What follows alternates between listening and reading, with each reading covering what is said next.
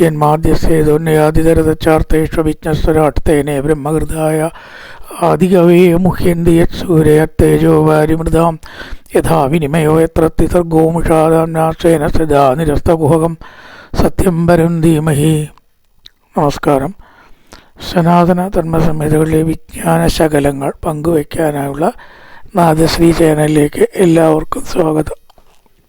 പ്രിയരെ, channel subscribe ചെയ്യാനും like ചെയ്യാനും ഓർമ്മപ്പെടുത്തിക്കൊള്ളുന്നു. ശ്രീമദ് ഭാഗവതത്തിൽ 14 അധ്യായം പ്രഥമ സ്കന്ധത്തിൽ നമ്മൾ പിന്നിട്ടു. 15-ാമത്തെ അധ്യായത്തിൽ ധർമ്മപുത്രരുടെ ചോദ്യത്തിന് അർജുനൻ്റെ മറുപടിയാണ്. ഭഗവത് തിരോധാനം ഈ ലോകത്തിൽ നിന്ന് സംഭവിച്ചതിൽ അത്യന്തം ദുഃഖിതനായിക്കൊണ്ട്, അത് പറയാൻ പോലും വയ്യാത്ത വിധം ദുഃഖിച്ചിട്ട് അർജുനൻ പറയുകയാണ് തൻ്റെ ഏറ്റവും ഈ ലോകത്തിൽ ഇഷ്ടനായിട്ടുള്ള ഭഗവാന്റെ തിരോധാനം. ഭഗവാൻ എടുത്ത ശരീരമായതുകൊണ്ട് അത് ഇവിടെ നിർത്താൻ പറ്റില്ല. യഥാർത്ഥത്തിലുള്ള ഭഗവാന് മാത്രമല്ലേ നാശമില്ലാണ്ടുള്ളൂ. ഈശ്വരൻ എടുത്ത സ്വരൂപം അടക്കം ഇവിടുന്ന് പോകണം. കാരണം ശരീരം മനുഷ്യൻ്റെയാണ്, 2 കൈയും കാലും ഒക്കെ ഉള്ള ശരീരമാണ്. അതെങ്ങനെയാണ് ശാശ്വതമാവുക? അപ്പോൾ ലോകത്തിന് അത് കാണിച്ചു കൊടുക്കാൻ വേണ്ടിയിട്ടാണ്. എന്തൊക്കെ ഇവിടെ ഉണ്ടായാലും അതൊക്കെ താൽക്കാലികം തന്നെയാണ്, ഒന്നും സ്ഥിരമല്ല. ഇപ്പം ഭഗവാന്റെ ശരീരം അടക്കം അതങ്ങനെ ഇവിടെ ഇട്ടിട്ട് പോകേണ്ടി വന്നാൽ പിന്നെ മറ്റുള്ളവരുടെ കഥ പറയാനുണ്ടോ എന്ന് കാണിക്കുന്നതാണ് ശരിക്കും ഭഗവാന്റെ ദേഹത്യാഗം എന്നാണ് പറയുക. സ്വർഗാരോഹണമല്ല, സ്വധാമഗമനമാണ്. സ്വർഗാരോഹണം എന്ന് പറയുന്നതിൽ അർത്ഥമില്ല. നമ്മുടെ ആത്യന്തിക ലക്ഷ്യം സ്വർഗമല്ല. സ്വർഗത്തിൽ നിന്നൊക്കെ ഒരു പ്രത്യേക ഘട്ടം കഴിഞ്ഞാൽ ഇങ്ങോട്ട് വരണം. താൽക്കാലികമാണ് സ്വർഗമൊക്കെ. ആ പുണ്യം കഴിഞ്ഞാൽ ഇങ്ങോട്ട് തന്നെ വരും എന്നാണ്. അപ്പോൾ അങ്ങനെ വരാത്ത സ്ഥലം ഏതേ ഉള്ളൂ? ഭഗവാന്റെ സ്ഥലം മാത്രമേ ഉള്ളൂ. ഗത്വാ ന നിവർത്തന്തേ തദ്ധാമ പരമം മമ. ഏതൊന്നിനെ പ്രാപിച്ചിട്ട് പുനരാവർത്തിയോ വേറൊരു ജനനമോ ഇല്ലാതിരിക്കുന്നുവോ അതാണ് അർജുന എൻ്റെ സ്ഥാനം. ഭഗവാന്റെ സ്ഥാനത്തേക്കാണ് നമ്മുടെ ലക്ഷ്യം. കാരണം മറ്റ് മതങ്ങളും നമ്മുടെ മതങ്ങളും തമ്മിലുള്ളൊരു പ്രധാന വ്യത്യാസം, സംഹിതകളിലുള്ളൊരു വ്യത്യാസം അതാണ്. സ്വർഗമായാൽ എല്ലായി നിത്യം എന്നൊക്കെ പറയുന്നു. അങ്ങനെയില്ല. സ്വർഗമൊക്കെ ഒരു താൽക്കാലിക ഘട്ടം മാത്രമാണ്. അപ്പോൾ അവിടേക്ക് ഭഗവാൻ പോയി അതിനെ അറിയിക്കുകയാണ് ഏട്ടനായിരിക്കുന്ന ധർമ്മപുത്രരോട്. സൂത ഉവാച ഏവം കൃഷ്ണതക കൃഷ്ണോ ഭ്രാത്രാരാജ്ഞാ വികൽപ്പിത നാനാശങ്കാസ്പദൻ രൂപം കൃഷ്ണവിശ്ലേഷകർഷിത ശോകേന ശിഷ്യവദനഹൃസരോജോ ഹതപ്രഭാവിപുൻ തമേവാനുധ്യായൻ നാശക്നോ പ്രതിഭാഷിതും. കൃഷ്ണസഖ ആരാണ് കൃഷ്ണൻ? ഇവിടെ കൃഷ്ണൻ എന്നുള്ള വാക്കിൻ്റെ അർത്ഥം കൃഷ്ണൻ, അർജുനൻ. കൃഷ്ണസഖ എന്ന് പറഞ്ഞാൽ അർജുനനാണ്. കൃഷ്ണൻ എന്ന് പറഞ്ഞാൽ ഇവിടെ കൃഷ്ണൻ തന്നെയാണ്. ചിലപ്പോൾ ഈ കൃഷ്ണൻ എന്നുള്ള വാക്ക് അർജുനന് പര്യായമായിട്ടും പ്രയോഗിക്കും. കൃഷ്ണസഖ എന്ന് കൃഷ്ണനെ വിളിക്കുന്നുണ്ട് ചില സമയത്ത്. ഇവിടെ ഇല്ല കേട്ടോ. അപ്പോൾ കൃഷ്ണസഖ ആവാണ് ശ്രീകൃഷ്ണ. കൃഷ്ണസഖ കൃഷ്ണ എന്ന് പറഞ്ഞുകൊണ്ട് കുന്തിസ്ഥിതിയിൽ കൃഷ്ണസഖാവേ എന്ന് വിളിക്കണു കൃഷ്ണനെ. കൃഷ്ണനെ ഇങ്ങനെ കൃഷ്ണൻ്റെ സഖാവ് ആവില്ലല്ലോ. അർജുനൻ എന്നാണ് അവിടുത്തെ കൃഷ്ണന് അർത്ഥം. ഇവിടെ കൃഷ്ണൻ എന്ന് കൃഷ്ണൻ്റെ സഖാവ് തിരിച്ചു വന്നു. കൃഷ്ണസഖ കൃഷ്ണോ, 2 കൃഷ്ണനുണ്ട്. കൃഷ്ണസഖ കൃഷ്ണോ, കൃഷ്ണൻ്റെ സഖാവായിരിക്കുന്ന അർജുനൻ. 2ൻ്റെയും പേര് കൃഷ്ണൻ തന്നെയാണ്. കൃഷ്ണസഖാവായിരിക്കുന്ന അർജുനൻ. ഭ്രാത്രാരാജ്ഞാ വികൽപ്പിത, ഭ്രാതാവായ തൻ്റെ രാജാവിനാൽ, രാജാവായ ഭ്രാതാവ് അല്ലെങ്കിൽ രാജാവായ ഭ്രാതാവ്, ഭ്രാതാവായ രാജാവ്, രണ്ടും തന്നെയാണല്ലോ. ഇവിടെ ഏട്ടൻ ആരാണ്? രാജാവും കൂടിയാണ്, കേവലം ഒരു ഏട്ടനല്ല. വികൽപ്പിത, ബഹുവിധം ശങ്കിക്കപ്പെട്ടവനും. ഒരുപാട് കാര്യങ്ങൾ ചിന്തിച്ചു എന്താണ് അർജുനൻ്റെ ദുഃഖത്തിന് കാരണം. ബഹുവിധം ശങ്കിക്കപ്പെട്ടവനും. നേരത്തെ പറഞ്ഞതൊക്കെ ശങ്കടയാണല്ലോ. ദുർനിമിത്തങ്ങൾ പലതും കണ്ടു എന്നൊക്കെ പറഞ്ഞു. അപ്പം അങ്ങനെ ചിന്തിക്കുകയാണ്. കൃഷ്ണൻ സുഖമല്ലേ, അവർക്ക് സുഖമല്ലേ, ഇവർക്ക് സുഖമല്ലേ, എല്ലാവരുടെയും പേരെടുത്ത് സുഖമല്ലേ സുഖമല്ലേ എന്ന് ചോദിക്കുകയാണ്. ആ വിതർക്കിത, തർക്കിക്കപ്പെട്ടവനോ ശങ്കിക്കപ്പെട്ടവനും കൃഷ്ണസഖ, കൃഷ്ണനാകുന്ന സഖാവോട് കൂടിയവനും ആയ കൃഷ്ണവിശ്ലേഷ കച്ചിത, കൃഷ്ണൻ്റെ വിയോഗം നിമിത്തം വല്ലാത്ത അവശതയെ പ്രാപിച്ചു. ദുഃഖത്തെ പ്രാപിച്ചവനുമായ കൃഷ്ണ അർജുനൻ. കൃഷ്ണവിശ്ലേഷകർഷിത. 3 കൃഷ്ണൻ ഉണ്ട് ആ ശ്ലോകത്തിൽ കേട്ടോ. 2 കൃഷ്ണൻ കൃഷ്ണനുമാണ്, 1 കൃഷ്ണൻ അർജുനനുമാണ്. കൃഷ്ണസഖ എന്ന് പറഞ്ഞാൽ അവിടെ കൃഷ്ണൻ എന്നുള്ള അർത്ഥമാണ്. കൃഷ്ണ, രണ്ടാമത്തെ കൃഷ്ണൻ അർജുനനാണ്. മൂന്നാമത്തെയോ കൃഷ്ണവിശ്ലേഷകർഷിത കൃഷ്ണൻ തന്നെയാണ്. അപ്പോൾ 2 കൃഷ്ണൻ കൃഷ്ണനാണ്, 1 കൃഷ്ണൻ അർജുനനുമാണ് അർത്ഥം വരിക. കൃഷ്ണ അർജുനൻ. ശോകേന ദുഃഖത്താൽ. ശുഷ്യത് വദന ഹൃത്സരോജ ശോഷിച്ച മുഖത്തോടും ഹൃദയത്തോടും കൂടി. വദനം ഹൃത്ത്, മുഖവും ഹൃദയവും ശോഷിച്ചു ദുഃഖത്തോട്. നിറഞ്ഞ ഹൃദയം എന്ന് പറഞ്ഞാൽ നമ്മൾ എന്തിനാ പറയുക, സന്തോഷമുള്ളപ്പോഴാണ് പറയല്ലേ. നിറഞ്ഞ ഹൃദയത്തോടു കൂടി സ്വീകരിച്ചു, ദുഃഖിച്ച ഹൃദയത്തോടു കൂടി യാത്രയാക്കി. ഇപ്പം വിരഹം എപ്പോഴും ദുഃഖത്തോട് ചേർന്നതാണ്, ചേർച്ച എപ്പോഴും സന്തോഷത്തോടു കൂടി ചേർന്നതാണെന്നാണ് നമ്മുടെ ഒരു സങ്കല്പം. ഇപ്പം ഇവിടെയോ ഭഗവാൻ പോയ വിരഹമാണല്ലോ, അതുകൊണ്ടാണ് ശുഷ്യൻ വദന ഹൃദയ. വദനത്തിനും ശുഷ്യതയുണ്ട്, ഹൃദയത്തിനും ശോഷ്യതയുണ്ട്. ആയി തീർന്നിട്ട് ഹതപ്രഭ, എല്ലാ തേജസ്സും നഷ്ടപ്പെട്ട്. നമ്മുടെ തേജസ് എവിടെ നിൽക്കണമെന്ന് വെച്ചാൽ ഭഗവാൻ നമ്മളിൽ നിൽക്കുമ്പോഴാണ് നമുക്ക് തേജസ് ഉള്ളത്. ഏത് നിലയ്ക്കായാലും വേണ്ടില്ല, ആ ഭഗവാന്റെ ഒരു തേജസ് നമ്മളിലുണ്ടെങ്കിലേ നമുക്ക് തേജസ് ഉള്ളൂ എന്നാണ്. അല്ലെങ്കിൽ അതിനെ തേജസ് എന്ന് പറയാൻ പറ്റില്ല, ഒരു ലൗകികമായിട്ടുള്ളൊരു ഉത്സാഹം എന്ന് പറയാൻ അത്രയേ ഉള്ളൂ. വ്യത്യാസമുണ്ട്, അത് തിരിച്ചറിയുന്നവർക്കറിയാം. അപ്പം ഇവിടെ ഈശ്വരൻ്റെ വിരഹം കാരണം ഹതപ്രഭ, തേജസ് ഇല്ലാത്തവനായി തീർന്നിട്ട് പ്രതിഭാഷിതും, കണ്ടോ, മറുപടി പറയാനായിട്ട് ന അശകനോത്, സാധിച്ചില്ല. ദുഃഖാധിക്യം കാരണം വാക്കുകൾ വന്നില്ല. ഇഷ്ടമുള്ള ഒരാൾ മരിച്ചു നമ്മൾ വേഗം പറയുമോ? ഒരിക്കലും പറയില്ല. എന്നെ ആൾ എന്ന് പറഞ്ഞിട്ട് നിർത്തും ഇല്ലേ. കുറേ കഴിഞ്ഞതിന് ശേഷം പോയിത്രേ, അപ്പോൾ മരിച്ചു എന്ന് വാക്ക് വരില്ല, പോയിത്രേ, പോയിന്ന് കേൾക്കണു. ഇങ്ങനെയൊക്കെ നമ്മൾ വളച്ച് കെട്ടിയിട്ടാണ് പറയുക. പെട്ടെന്ന് ഈ കേൾക്കണ ആൾക്ക് ഷോക്ക് ഉണ്ടാവുമെങ്കിൽ ഒരിക്കലും ഒറ്റ വാക്കിൽ ഒരാൾ മരിച്ചു എന്ന് പറയരുത്. കൂടി നമുക്ക് പഠിപ്പിക്കുകയാണ് ഭാഗവതം, എങ്ങനെ ഒരു മരണവാർത്ത മറ്റൊരാളോട് പറയാം. കുറച്ച് വളച്ച് കെട്ടിയിട്ടേ പറയാവൂ. അയാൾക്കേ നോക്കൂ എന്തോ പ്രശ്നമുണ്ട് കേട്ടോ എന്ന് പറഞ്ഞിട്ട് വേണത്രേ, നല്ല ആൾ പോയി തന്നെ ഇപ്പോൾ കേട്ട് എന്ന് 2 or 3 ഘട്ടങ്ങളിലായിട്ടേ പറയാവൂ. അല്ലെങ്കിൽ ചിലപ്പോൾ ഈ കേൾക്കുന്ന ആൾക്കടക്കം ആഘാതം വരാം എന്നാണ്.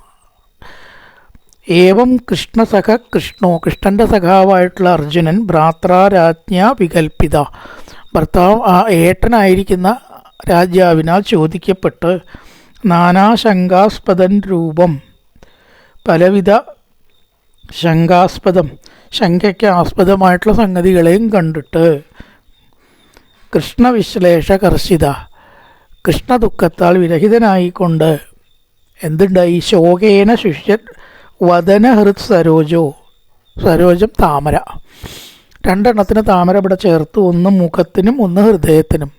ഹൃദയമാകുന്ന താമര, മുഖമാകുന്ന താമര, ഈ 2 മുഖവും താമരയും, മുഖമാകുന്ന താമരയും ഹൃദയമാകുന്ന താമരയും 2ഉം വാടി എന്ന് പറയാം. ശുഷ്യോ, വാടിയ ഹൃദയത്തോടും മുഖത്തോടും കൂടിയ അങ്ങനെയുള്ള താമരയോട് കൂടിയവനായിക്കൊണ്ട് ഹതപ്രഭ, തേജസ് നഷ്ടപ്പെട്ട് വിഭും തമേവ അനുധ്യായൻ, ആ ഭഗവാനെ തന്നെ ചിന്തിച്ചുകൊണ്ട്. ഒരിക്കൽ ഭഗവാന്റെ ശരീരം കാണാനോ ചിന്തിക്കാനോ ഭാഗ്യം വന്നാൽ ആർക്കെങ്കിലും അതിനെ മറക്കാൻ കഴിയുമോ? വിഭും തമേവ അനുധ്യായൻ നാശക്നോത് പ്രതിഭാഷിതം, മറുപടി പറയാൻ കഴിഞ്ഞില്ല. പറയണ കൃച്ഛേണ സംതപ്യശുചപ്പാണിനാമൃജനേത്രയോ പരോക്ഷേണ സമുന്നത പ്രണയോത്കണ്ഠ്യകാതര സഖ്യം മൈത്രീം സൗഹൃദം ജാരത്യാദിഷു സംവനൻ നൃപം അഗ്രജമിത്യാഹ ബാഷ്പഗദ്ഗതയാ ഗിര. കൃച്ഛ്രേണ, വളരെ പ്രയാസത്തോടുകൂടി, ശുച, കണ്ണീരിനെ തുടച്ചിട്ട്, നേത്രയോ, ആ കണ്ണീരിനെ നിലത്ത് വീഴാതെ തടഞ്ഞിട്ട്, സംസ്തഭ്യ, ആണുങ്ങളങ്ങനെ സ്ത്രീകൾ കരയണ പോലെ കരയരുത് എന്നാണ്. അപ്പം അതുകൊണ്ട് ആ കണ്ണുനീരിനെ സംസ്തഭ്യ, നിയന്ത്രിച്ചിട്ട്, സ്തംഭിപ്പിച്ചിട്ട്, ഒരുവിധം പറയണച്ചാൽ കണ്ണുനീരിനെ തടയണല്ലോ. പാണിന, കൈകൾ കൊണ്ട്, ആമൃജ, തുടച്ചിട്ട്, തുടച്ചിട്ടും കണ്ണീരിനെ നിയന്ത്രിച്ചിട്ടും അർജുനൻ എന്ത് ചെയ്തു? പരോക്ഷേണ അപ്രത്യക്ഷമായ കൃഷ്ണൻ നിമിത്തം, കൃഷ്ണനില്ലാത്ത ദുഃഖം ചിന്തിച്ച് എന്നർത്ഥം. പരോക്ഷേണ സമുന്നത പ്രണയോത്കണ്ഠ്യ കാതര, സമുന്നതങ്ങളായ പ്രണയങ്ങളാലും ഔത്കണ്ഠ്യത്താലും കാതരനായി. ഔത്കണ്ഠ്യവും പ്രണയവും, പ്രണയം എന്നുള്ള വാക്കിന് അതിസ്നേഹം എന്നർത്ഥമേ ഉള്ളൂ. ഉദ്ദേശിക്കുന്ന പ്രണയം മാത്രമല്ല, സ്നേഹം, ഭഗവാനോടുള്ള പ്രണയം ഉണ്ടാവാം, ആരോട് വേണമെങ്കിലും പ്രണയം ഉണ്ടാവും. ഒരു സ്ത്രീയോട് പുരുഷനുള്ള പ്രണയമല്ല ഇവിടെ ഉദ്ദേശിക്കുന്ന അർത്ഥം. പ്രണയം, ഭഗവാനോടുള്ള പ്രണയത്തിനാണ് നമ്മൾ ഭക്തി എന്ന് പറയാം. ചില വാക്കൊക്കെ നമ്മൾ തെറ്റിദ്ധരിച്ചിരിക്കുക. പ്രേമം എന്ന് പറഞ്ഞാൽ എന്താ? അതിസ്നേഹം എന്നർത്ഥമേ ഉള്ളൂ, വേറൊരർത്ഥം അതിന് നമ്മൾ കണക്കാക്കണ അർത്ഥമില്ല അവിടെ എന്നർത്ഥം. ഇപ്പം എന്തായാലും പ്രണയം, പ്രേമം ഒക്കെ സ്നേഹം എന്നൊരർത്ഥമേ ഉള്ളൂ. ഭഗവാനിലുള്ള അനുരാഗം എന്നും പറയാം. ഇതൊക്കെ നമ്മൾ സാന്ദർഭികമാണല്ലോ. അപ്പം എന്തായാലും ആ പരോക്ഷേണ സമുന്നത പ്രണയോത്കണ്ഠ്യ കാതര, വലിയ പ്രണയത്താലും കൃഷ്ണനെ ചിന്തിച്ചിട്ടുള്ള ഉത്കണ്ഠ്യം കൊണ്ടും ഉയർന്നു. ഇല്ലെങ്കിൽ കൂടുതൽ അതിനോട് നമുക്ക് ആഭിമുഖ്യം ഉണ്ടാവും. ഇല്ലാത്തതാണ് കൂടുതൽ സ്നേഹം ഉണ്ടാവുക അല്ലേ? അടുത്തുള്ളപ്പോൾ അത്ര തന്നെ ഉണ്ടാവണം എന്നില്ല. ഇല്ല എന്ന് കാണുമ്പോഴാണ് അതിനോട് കൂടുതൽ നമുക്ക് പ്രതിപത്തി ഉണ്ടാവുക. അതാണ് ഇപ്പോൾ ഇവിടെ സംഭവിച്ചത്. അതാണ് സമുന്നത, ഉയർന്ന പ്രേമം കൊണ്ടും കൃഷ്ണനോടുള്ള അനുരാഗം കൊണ്ടും കാതരനായി, വിവശനായി എന്നർത്ഥം. സഖ്യം മൈത്രിയും സൗഹൃദം ച സാരഥ്യാദിഷു സംസ്മരൻ. ഇഷ്ടനെ കുറിച്ച് ഓർക്കുകയാണെന്ന് വെച്ചാൽ അർജുനന് കുറേ ഉണ്ട്. പാണ്ഡവന്മാർക്ക് പൊതുവേ ഉണ്ട്, അർജുനന് വിശേഷിച്ചുണ്ടേ. ഈ ഭാവത്തിലൊക്കെ താൻ കൃഷ്ണനുമായിട്ട് ഇടപെട്ടതാ. സഖ്യം, സഖ്യഭക്തിയാണ് അർജുനൻ്റെ എന്ന് പറയും പലപ്പോഴും. പിന്നെയോ മൈത്രിയും സുഹൃദം, സൗഹൃദത്തിനെ പറ്റി പറയാനില്ല. ഒരാളെ കണ്ടാൽ വേറൊരാളെ കണ്ട, അങ്ങനെയാണ്. കൃഷ്ണനെ കണ്ട അർജുനനെ കണ്ട, അർജുനനെ കണ്ട കൃഷ്ണനെയും കാണണ്ട, ഒരാളെ കണ്ടാൽ മതി, മറ്റയാൾ അതിലുണ്ടാവും. മൈത്രിയും സൗഹൃദം അത് തന്നെ വേറൊരു ഭാവത്തിൽ പറഞ്ഞു. സൗഹൃദം സുഹൃത് ഭാവത്തെ സാരഥ്യാദിഷു, യുദ്ധത്തിൽ തേര് തെളിച്ചത് ആരാ? കൃഷ്ണനാണ്. കൃഷ്ണ തെളിച്ചോളൂ വിട്ടോളൂ എന്ന് പറഞ്ഞാൽ തെളിക്കുക. ഡ്രൈവറുമായിട്ട് എപ്പോഴും ഒരടുത്ത ബന്ധം എല്ലാവർക്കും ഉണ്ടാവും അല്ലേ? സ്ത്രീകളായിക്കോട്ടെ പുരുഷന്മാരായിക്കോട്ടെ, ഡ്രൈവർ അവരായിട്ടൊരു ബന്ധം. കാരണം എവിടേക്ക് പോവുകയാണെങ്കിലും വിളിക്കേണ്ടത് ഡ്രൈവറെയാണ്. കുറേ വിളിച്ച് നോക്കും, അപ്പോൾ ഡ്രൈവറുമായിട്ട് നമുക്കൊരു ബന്ധം ഉണ്ടാവും. അപ്പോൾ മൈത്രിയും ഇവിടെ സാരഥ്യാദിഷു, തൻ്റെ സാരഥിയാണ്. ഇപ്പോൾ ബന്ധം ഉണ്ടാവാണ്ടിരിക്കാൻ പറ്റുമോ? ഇത് ഭാവത്തിലൊക്കെ കൃഷ്ണനെ സ്മരിച്ചിട്ട് സംസ്മരൻ, ഇതൊക്കെ മാറി മാറി ഇങ്ങനെ മനസ്സിൽ വരികയാണ്. തേര് എങ്ങനെ തെളിക്കാൻ പറഞ്ഞാലും തെളിയിക്കുക, ഒരു അപാകത ഇല്ലാണ്ട് അല്ലെ? സൗഹൃദഭാവത്തിൽ ഒരിക്കലും താനുമായിട്ട് തെറ്റാത്ത സൗഹൃദം. താൻ കൃഷ്ണനെ മറന്ന് സന്ദർഭത്തിൽ പോലും കൃഷ്ണൻ തന്നെ മറന്നിട്ടില്ല. ആ സന്താനഗോപാലത്തിൽ കുട്ടിയെ കൊണ്ടുപോയി കൊടുക്കാൻ കൃഷ്ണനെ താഴ്ത്തി അർജുനൻ. കൃഷ്ണനെ കൊണ്ടൊന്നും ഒന്നിനും കൊള്ളില്ല, ഞാൻ ശരിയാക്കി തരാമെന്ന് പറയുണ്ടായി ഇല്ലേ? അതിൻ്റെ പല അനുഭവിക്കുകയും ചെയ്തു. എന്താ, ആത്മഹത്യ വരെ എത്തി. പക്ഷേ ചാടാൻ ഭഗവാൻ സമ്മതിച്ചില്ല.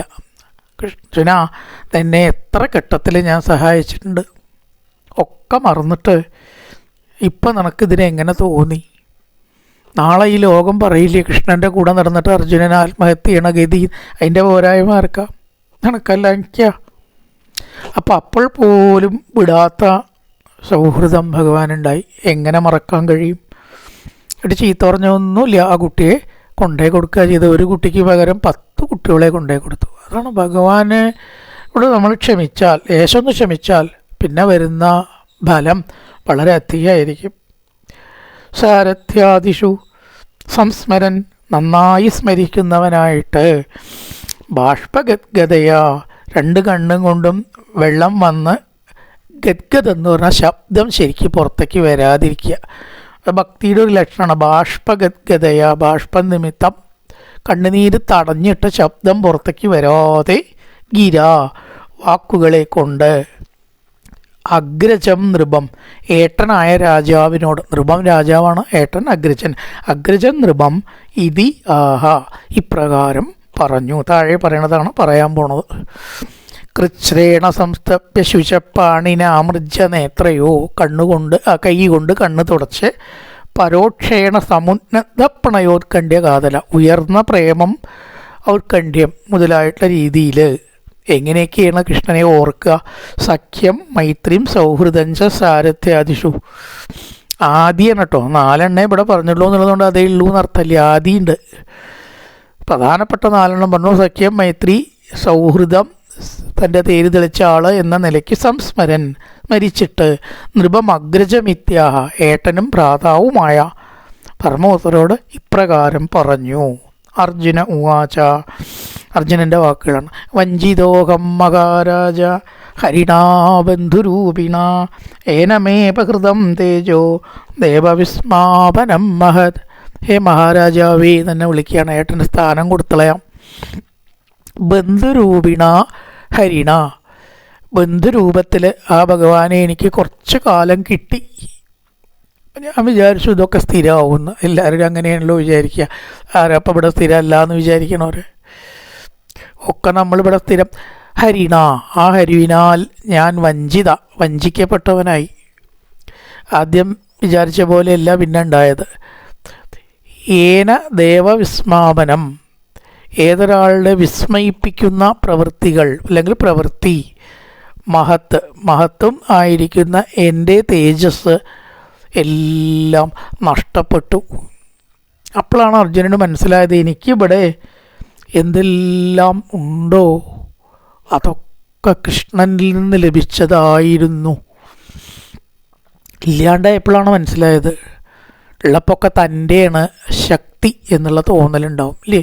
ഒരാളുള്ളപ്പോൾ ഉള്ള വില അറിയില്ല, ഇല്ലെങ്കിലാണ് അറിയുക ഈശ്വര ആ ശക്തിയൊക്കെ അയാൾ കാരണമാണല്ലോ അല്ലേ ഇത്രയും കാലം എനിക്കുണ്ടായത്.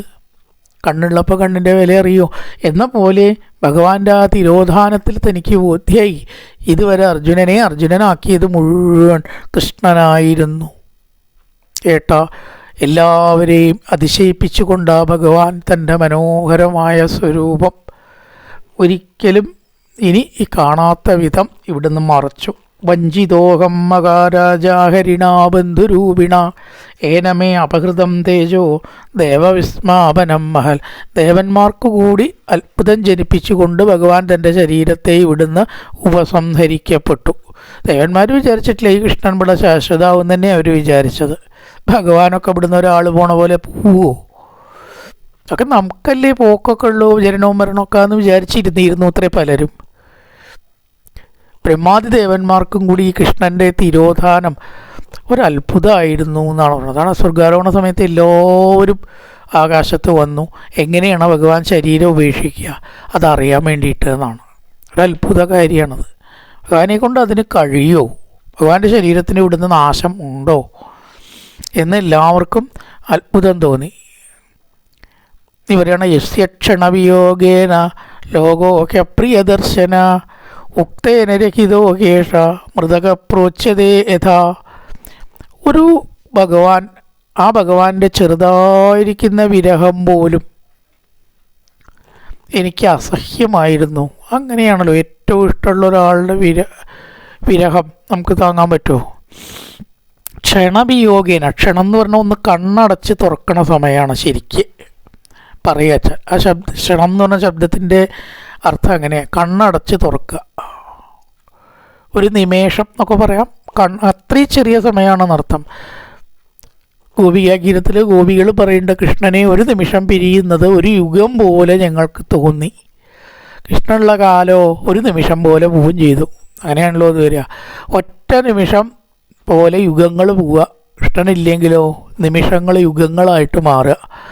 യസ്യ ക്ഷണവിയോഗേന, അതുകൊണ്ട് എനിക്ക് ഈ ലോകം തന്നെ കാണണ്ട എന്ന് തോന്നി. ലോകോ ഹ്യപ്രിയദർശന, പ്രിയദർശനല്ല അപ്രിയദർശന. ലോകോ ഹി പ്ലസ് അപ്രിയ ദർശന. കൃഷ്ണനില്ലാത്ത ലോകം എന്ത് ലോകം? പിന്നെ ഈ ലോകത്തിന് വല്ല തേജസ്സോ ഭംഗിയോ സൗന്ദര്യമോ ആസ്വാദ്യതയോ ഉണ്ടോ? അവിടെ ആ കൃഷ്ണൻ ഒറ്റ നിമിഷം പോലും ഇല്ലാതെ എനിക്ക് സങ്കല്പിക്കാനോ ചിന്തിക്കാനോ സാധ്യമല്ല. എങ്ങനെയായി ഇപ്പോൾ ലോകം? ഉക്തേന രഹിതോ, ഉക്തേന പ്രാണനാൽ രഹിത ഇല്ലാത്ത ശരീരം. ഉക്തം എന്ന് പറഞ്ഞാൽ പ്രാണൻ, രഹിതം എന്ന് പറഞ്ഞാൽ പ്രാണൻ ഇല്ലാത്ത ശരീരം. ഉക്തേന രഹിതോ യസ്യ, ഇവിടെ പറയണം ആ ഒരു ശരീരം മരിച്ചവൻ എന്ന പോലെ മൃതക, ശരീരം ജീവൻ ഇല്ലെങ്കിൽ അതിനെ നമ്മൾ മൃതക എന്നാണ് പറയുക അല്ലേ, മരിച്ചവൻ. ആ ശരീരം കാണാൻ ആർക്കെങ്കിലും ഇഷ്ടമുണ്ടാവുമോ? അതുപോലെ ഈ ലോകത്തിനെ മുഴുവൻ എനിക്കിപ്പോൾ കാണണ്ട. എല്ലാവർക്കും എങ്ങനെയും അറിയില്ല, എനിക്ക് കാണണം തോന്നാറില്ല. ഇപ്പോൾ ഒരാൾ മരിച്ചു, എന്താ ഇനിയും അയാളുടെ മരിക്കാത്ത രൂപമല്ലേ നമ്മുടെ മനസ്സിൽ നല്ലത് എന്ന് ധാരാളം തോന്നിയിട്ടുണ്ട്. പക്ഷേ പോയില്ലെങ്കിൽ ആൾക്കാരെന്താ വിചാരിക്കുക? അന്ന് പോയി കണ്ടളയാം എന്നല്ലാണ്ട് അതിനെ കാണാൻ ഒരാഗ്രഹം ആർക്കും ഉണ്ടാവില്ല. തേജസ്സുറ്റ ശരീരം കാണാൻ തന്നെ താല്പര്യമുള്ളൂ. തേജസ് ഇഷ്ടമുള്ള ഒരാൾ മരിച്ചു കിടക്കുന്നത് കാണാൻ പലർക്കും ഞാൻ ആ കാഴ്ച കാണാൻ വരുന്നില്ല എന്ന് തന്നെ പറയും. ജീവനുള്ള ആ രൂപം എനിക്ക് ഓർമ്മ ഉണ്ടാവട്ടെ എൻ്റെ മരണം വരെ. അപ്പോൾ ഒരിക്കലും ഒരു മരിക്കുന്നൊരു കാഴ്ച സുഖമുള്ള കാഴ്ചയാണെന്ന് നമുക്ക് പറയാൻ നിവൃത്തിയില്ല. പിന്നെ ലോകസമ്പ്രദായത്തിനനുസരിച്ച് നമ്മൾ പോണു, കാണണു, ഇഷ്ടമുണ്ടായിട്ടാ വന്നാൽ ആദ്യം നമ്മൾ എന്താ ചെയ്യുക, കുളിച്ചിട്ട് മതിയിട്ടോ അകത്തേക്ക് കയറുക. മരിച്ചാളെ കണ്ട അപ്പം കുളിക്കണം. അപ്പം അതിൻ്റെ അർത്ഥം എന്താ? അത് നമുക്ക് ഒരു നല്ല കാര്യമല്ല. അല്ലെങ്കിൽ കുളിക്കണോ? ശുഭകാര്യം കഴിഞ്ഞാൽ ആരും കുളിക്കാറില്ല. ക്ഷേത്രത്തിൽ പോയി വന്നാൽ ആരെങ്കിലും കുളിക്കാറുണ്ടോ? അപ്പോൾ മരിക്കലെപ്പോഴും ആ ഒരു കാണാൻ ഇഷ്ടപ്പെടാത്ത കാഴ്ച തന്നെയാണ്, സംശയമൊന്നുമില്ല. അതിന് നമ്മുടെ ഉക്തേന പ്രാണനാൽ പോയ രഹിത, പ്രാണൻ പോയ മൃതകനെ പോലെ, മരിച്ച ശരീരത്തെ പോലെ മൃതക പ്രോച്യതേ യഥ, ഈ ലോകം എനിക്കിപ്പോൾ അപ്രിയ ദർശനമായി. ലോകോ ഹ്യപ്രിയ ദർശന, ഭഗവാൻ പോയപ്പോൾ ലോകം മുഴുവൻ എനിക്ക് കാണണ്ട എന്നാണ് തോന്നണത്. ഭഗവാൻ ഇല്ലാത്ത ലോകത്തിന് എന്ത് തേജസ്സാണ് ഉള്ളത്? അവിടെ ഈ പ്രപഞ്ചം മുഴുവൻ എനിക്കിപ്പോൾ വെറുപ്പായിരിക്കണു. എന്തെങ്കിലും നമ്മൾ വളരെ അനിഷ്ടം സംഭവിച്ചാൽ ലോകത്തിനോട് എന്തിനോടും പിന്നെ എതിർപ്പ് ഉണ്ടാവും അല്ലേ? ആഘോഷമാവട്ടെ, സന്തോഷമാവട്ടെ, പാട്ടാവട്ടെ, ഭക്ഷണമാവട്ടെ, ഒന്നും നമുക്ക് താല്പര്യം ഉണ്ടാവില്ല. അപ്പോൾ ആ ഒരു അവസ്ഥയിൽ ഈ പ്രപഞ്ചം അപ്രിയ ദർശനൻ ആയിട്ട് എനിക്ക് തോന്നുന്നു. അപ്രിയ ദർശനമായിരിക്കുന്നു. ഇനിയൊന്നും ഇവിടുന്ന് അങ്ങോട്ട് ജീവിതം മുന്നോട്ട് പോവില്ല ഏട്ടാ. കൃഷ്ണനില്ലാണ്ട് നമ്മളെങ്ങനെ ജീവിക്കും ഈ ലോകത്തിൽ? നമ്മളെ ശക്തി മുഴുവൻ കൃഷ്ണനായിരുന്നില്ലേ എന്ന് ഇവിടുന്ന് അങ്ങോട്ടുള്ള ശ്ലോകങ്ങളിൽ എന്തൊക്കെ ഉപകാരമാണ് കൃഷ്ണൻ ചെയ്തത് അതിങ്ങനെ വർണ്ണിക്കുകയാണ്. ഓരോന്നായിട്ട് ഒരുപടിയുണ്ട്. എൽ സംശ്രയ ത്രിപതകേകമുപാഗതാനാം രാജ്ഞാം സ്വയംവരമുഖേ സ്മരദുർമദാനാം തേജോഹൃതം ഖലു മയാഭിഹതശ്ച മത്സ്യ സജ്ജീകൃതേന ധനുഷാധിഗതാച കൃഷ്ണ. ആദ്യം പറയണം എൽ സംശയോത്, ഏതൊരുവൻ്റെ ആശ്രയം ഹേതുവായിട്ട്, ഏതൊരുവനാൽ നമുക്ക് സാധിച്ചു എന്ന് പറയണം. ധ്രുവത രാജ്യത്ത് പോയിട്ട് സജ്ജീകൃത, അവിടെ ഒരു യന്ത്രമത്സ്യത്തിനെ ഏർപ്പാടാക്കിയിട്ടുണ്ടായിരുന്നു. തിരിയണത് അല്ലേ? ആ മത്സ്യത്തിനെ നോക്കി അമ്പ ചെയ്ത് വീഴ്ത്തണം. ലക്ഷ്യം തെറ്റാതെ അമ്പ ചെയ്യണച്ചാൽ അവിടെ എത്തണ സമയം കണക്കാക്കി ആ തിരിയണതിൻ്റെ വേഗതയും കൂടി കണക്കാക്കിയിട്ട് വേണം അസ്ത്രം അയക്കാൻ, അല്ലച്ചാൽ അതുമ്പിൽ കൊള്ളില്ല. അങ്ങനെ അനവധി രാജാക്കന്മാർ പരാജയപ്പെട്ടു. ഉപാകതാനാ സ്മരദുർമദാനാം മതി, എല്ലാവർക്കും പാഞ്ചാലിയെ കിട്ടണം, പാഞ്ചാലി അത്ര സുന്ദരിയായിരുന്നു എന്നാണ്. ആഖ്യന്മാരൊക്കെ പറയുമ്പോൾ വളരെയധികം ഫലിതമൊക്കെ ചേർത്ത് ഒരുപാട് പറയും. മൂടുപടം ഇവിടെ മാറ്റിയതോടുകൂടി ഓരോരുത്തർക്ക് ഉണ്ടായിട്ടുള്ള അവസ്ഥാവിശേഷങ്ങൾ എന്തൊക്കെയാണെന്നൊക്കെ ഇല്ലേ. കസ്തൂരിയാണെന്ന് വിചാരിച്ചിട്ട് മേലാകെ അഞ്ജനം പുരട്ടി, മുഖത്തൊക്കെ കരിവേല കെട്ടിയ പോലെ കസ്തൂരിയാണെന്നാണ് വിചാരിച്ചത്. പക്ഷെ പുരട്ടിയത് അഞ്ജനായി പോയി എന്ന് പറഞ്ഞിട്ട് ഇങ്ങനെയൊക്കെയാണ് പറയുക. അപ്പം അത്രയധികം സുന്ദരിയായിട്ടുള്ള പാഞ്ചാലിയൊക്കെ ഉണ്ട്. അപ്പോൾ അവസ്ഥാഭേദങ്ങളെ കണ്ട് മന്മഥ, ഇവിടെ പറയണം ആ മന്മഥനാൽ പീഡിപ്പിക്കപ്പെട്ട് അനവധി രാജാക്കന്മാരവിടെ വന്നു. സ്മരദുർമദേന, സ്മരൻ എന്ന് പറഞ്ഞാൽ കാമദേവൻ. എന്നിട്ടോ രാജ്ഞാം, ആ രാജാക്കന്മാരുടെ തേജസ് കൊണ്ട് സ്വയംവരമുഖേ, സ്വയംവരത്തിൻ്റെ തുടക്കത്തിൽ മയാഹൃതം മത്സ്യം, അർജുനനാണ് മത്സ്യത്തിനെ വീഴ്ത്തിയത്. അത് ആരുടെ കാരുണ്യം കൊണ്ടാണ്? ഏട്ടാ കൃഷ്ണൻ ഇല്ലാച്ചാൽ നമുക്കതിന് സാധിച്ചിരുന്നില്ല. ഇല്ലേ, ജരാസന്ധൻ മുതലായിട്ടുള്ള ലിംഗരാജാവ് കലിംഗരാജാവ് ഇവരൊക്കെ വന്നു. വില്ലെടുത്തതോട് കൂടിയിട്ടൊക്കെ വീഴുകയും ചെയ്തു എന്നാണ്. താവണ അടച്ച് വീണിട്ട് പല്ല് പോയി. ഇപ്പം പിന്നാലെ വന്ന രാജാക്കന്മാർ ജരാസന്ധൻ്റെ പല്ല് കളഞ്ഞ വില്ലായ നമാ എന്ന് പറഞ്ഞിട്ട് അത്രേ പിന്നെ വീഴുക. നമസ്കരിക്കുക വെച്ചാൽ ഒരു മന്ത്രം വേണ്ടേ എന്ന് പറഞ്ഞിട്ട് ജരാസന്ധൻ്റെ പല്ല് കളഞ്ഞ വില്ലായ നമ. രാജ്യന്മാർ വരുമ്പോൾ വില്ല് കളഞ്ഞ പല്ല വില്ല് കളഞ്ഞ പല്ലല്ലടോ, പല്ല് കളഞ്ഞ വില്ല പല്ല് കളഞ്ഞ വില്ലാണല്ലേ. ഇങ്ങനെ തമാശയാക്കിയിട്ടൊക്കെ പറയാറുണ്ട് ആ സംഭവത്തിനെ കുറിച്ചിട്ടേ.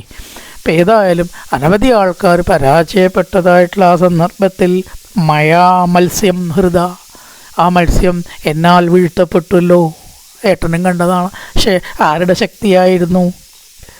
കൃഷ്ണ അധികത പാഞ്ചാലി. കൃഷ്ണ എന്ന് പറഞ്ഞാൽ പാഞ്ചാലി. ദീർഘ ഉണ്ടായിട്ടുണ്ടോ? കൃഷ്ണ പാഞ്ചാലി. വിസർഗട്ട കൃഷ്ണനാണ്, ദീർഘട്ട പാഞ്ചാലിയായി. ആ പാഞ്ചാലിയെ നമുക്ക് തരായില്ലേ സ്വന്തമാക്കാൻ കഴിഞ്ഞു. പാഞ്ചാലിയെ സ്വന്തമാക്കാൻ കഴിഞ്ഞു എന്നുള്ളതാണോ അവിടുത്തെ കേമത്തെന്ന് ചോദിച്ചാൽ അല്ല. കാരണം വേറെ എത്രയോ സ്ത്രീകളുണ്ട് ലോകത്തിൽ.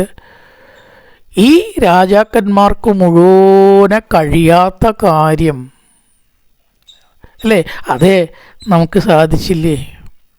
നമുക്കെന്ന് പറഞ്ഞാൽ പാഞ്ചാലി അഞ്ചാളുടെയും കൂടിയിട്ടാണ്. ആ ലക്ഷ്യം ഛേദിച്ചത് അർജുനനാണ്, എങ്കിലും അഞ്ചാൾക്കും കൂടിയിട്ടാണ് പാഞ്ചാലി.